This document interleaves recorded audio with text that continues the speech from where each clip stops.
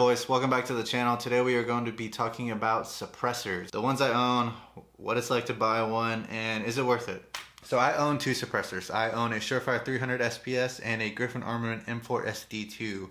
Currently, my Surefire 300 SPS is living on my AR-10. As you can see, it's got a coal tag suppressor cover on there, and that's where that one's living. And I'm really excited to be getting into long range. I've always wanted to get into it, and I finally went ahead and configured a rifle for long range shooting. So be on the lookout for long range content.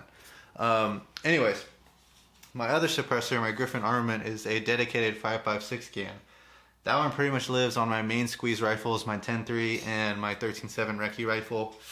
So let's talk about that one. What's this?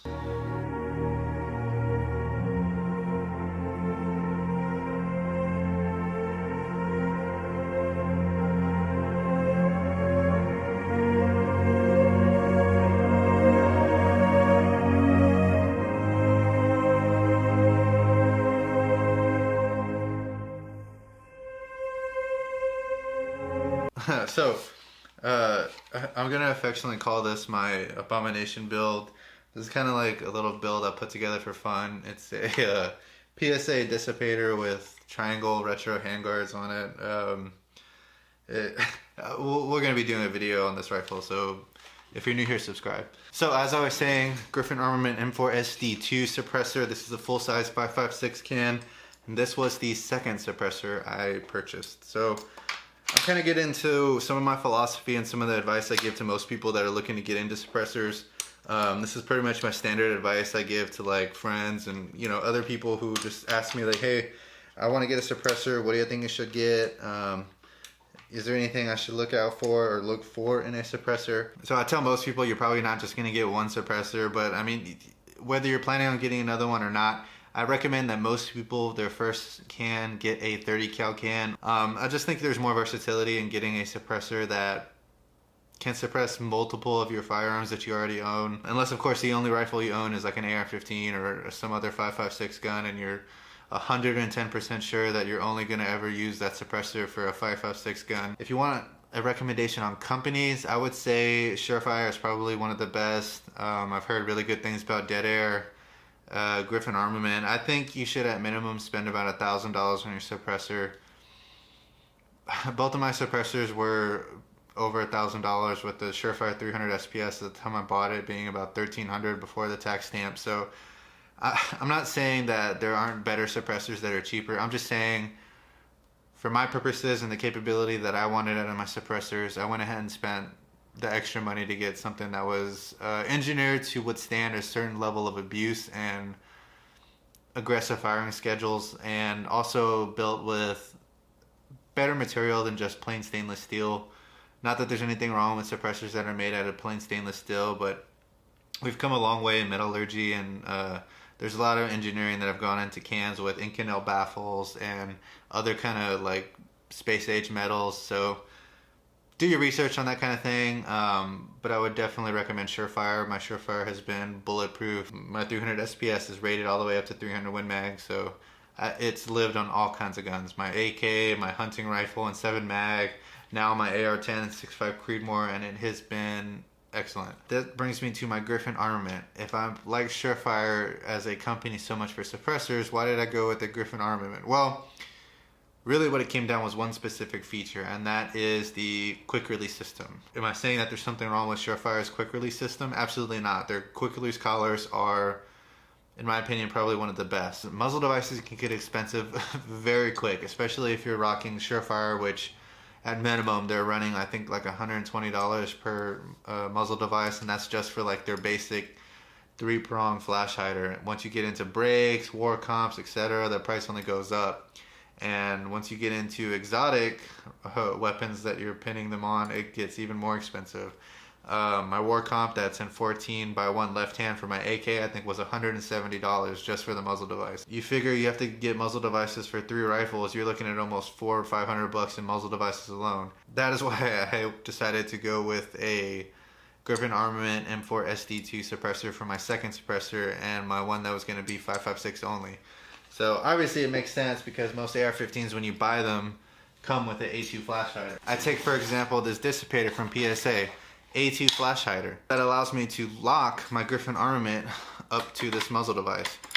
One thing to be kind of wary of is I have gotten A2 flash hiders from PSA in the past that are not NATO spec. So that basically means this suppressor will not lock up to it.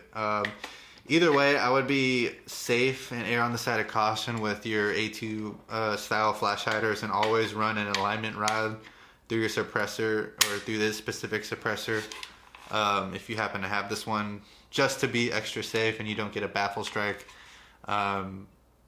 I just wouldn't trust every single manufacturer out there as far as A2 bird cages come, especially when you consider that a lot of them are attached to the barrel with crush washers. That can cause your flash hider to be out of alignment and not interface right with your suppressor and lead to alignment issues, which obviously you don't want to blow apart your $1,000 plus can. The other good thing about the Griffin armament is this suppressor is designed with this little play in it. At first I didn't realize it was supposed to be like this, and it kind of made me like paranoid about shooting the suppressor, just because like I was like, that cannot be good.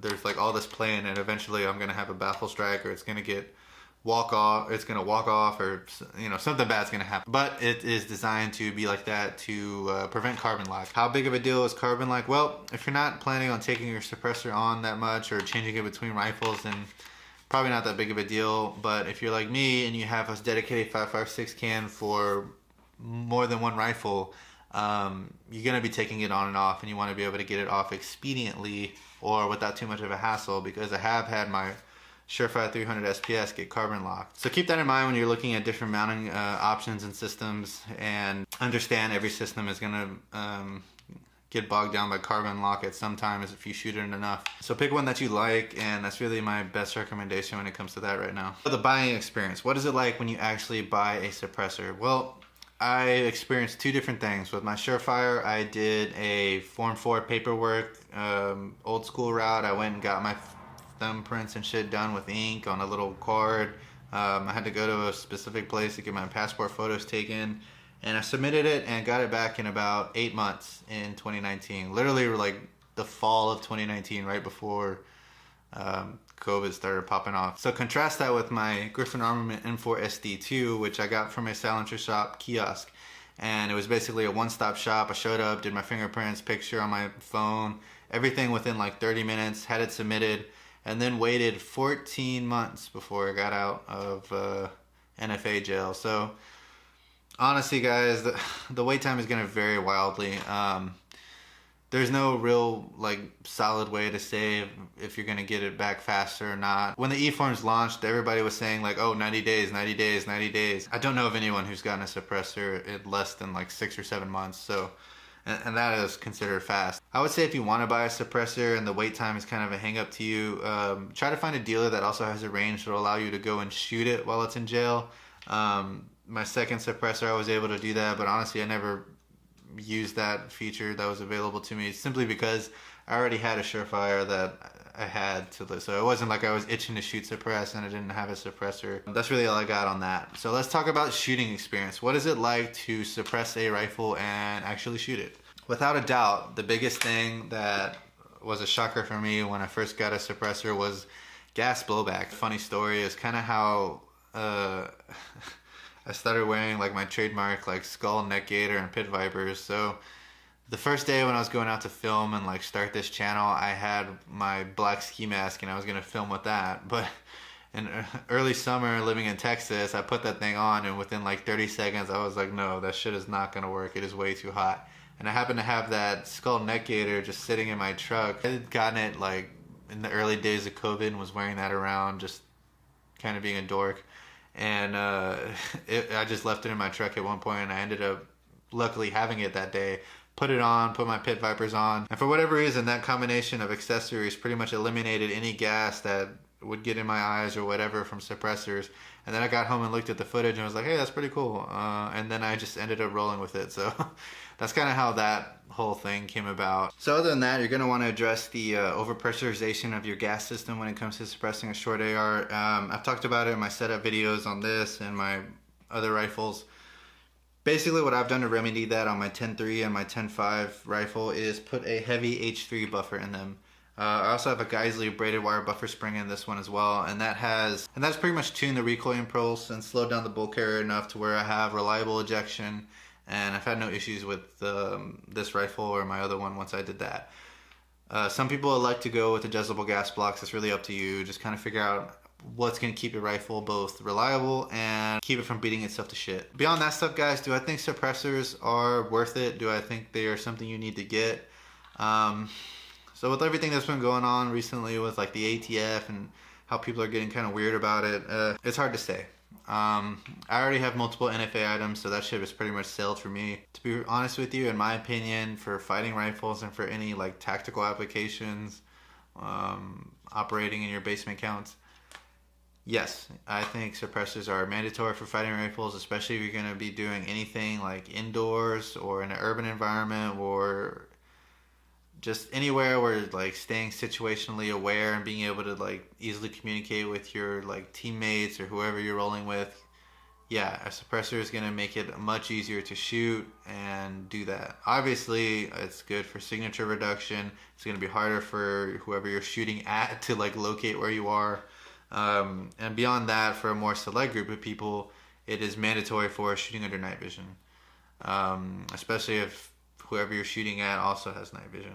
Think about those things. I mean, if that stuff is important to you and you think like it's worth pretty much submitting your information to the government and getting on that NFA list and paying the unconstitutional $200 tax to the alphabet boys, then I mean, that's the only way to do it, and do it legally to where you're not always looking over your shoulder, you're scared to take it out and shoot it.